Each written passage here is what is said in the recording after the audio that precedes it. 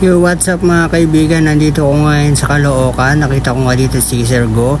At nandito nga pala ako ngayon sa SJR, sa motor shop ng SJR sa Caloocan. At bibili tayo ng bagong mugs. Ito nga pala yung luma kong mugs na binili sa C6 na walang kwenta. Ayan, papapalitan ko na yan ng mugs dahil nagwiwigil ako lagi dahil hindi maayos yung pagkabit nila, no? So yung sa mga bibili dyan sa C6, kailangan i-check nyo maigi para hindi kayo matulad sa akin. Ito nga pala yung shop nila, no, para hindi kayo maligaw dito sa Caloocan, SJR Motor Shop, no. So yan, nabali nga pala yung preno ko dyan, no. Talagang sirang-sira dahil sa pagwigil-wigil. At ito na nga pala yung mugs na napili ko, no, Tiger, no. So kalesa type po siya, kulay dilaw, medyo maganda naman siya tignan, yan, kalesa. So solid naman.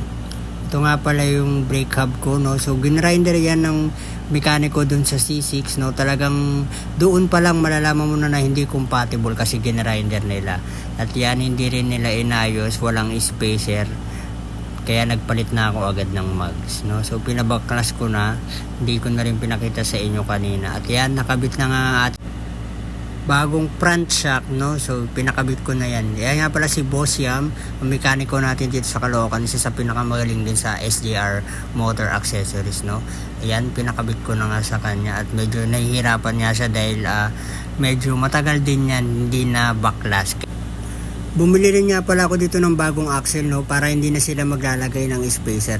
Yung sa una ko kasing mugs na binili dun sa C6, nilagyan lang nila ng parang spacer na hindi naman siya talaga nakapix doon sa axle. Kaya medyo nagwiwigil talaga yung luma kong mugs. Kaya nagpalit ako agad ng mugs dahil lagi ako nasisiraan ng mga bearing, no. So ayan na yung luma kong front shock. Ito nga pala yung axle ko, no. So ayan yung smash talaga, so legit na smash yan. Kaya bumili lang ako ng axle kasi pang wave na daw tong mugs ko ngayon, no.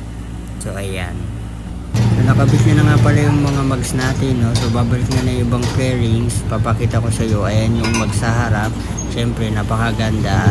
At ito na rin yung syempre sa likod, nakabit na rin yan. Medyo nahirapan lang siya dyan dahil nga po nasira yung ating brake hub, naputol talaga yun, no. Kaya medyo nahirapan talaga si Boss Yam, no. Shoutout nga pala sa mga mekaniko boys ng SJR Accessories. Ang saya nila, grabe. Tapos na nga pala yan, kaya na magbabayad na ako. Yan nga pala yung total na binayaran ko, no. So sa mga naghanap yan, dito lang yan sa Caloocan, SJR Accessories. So maraming salamat.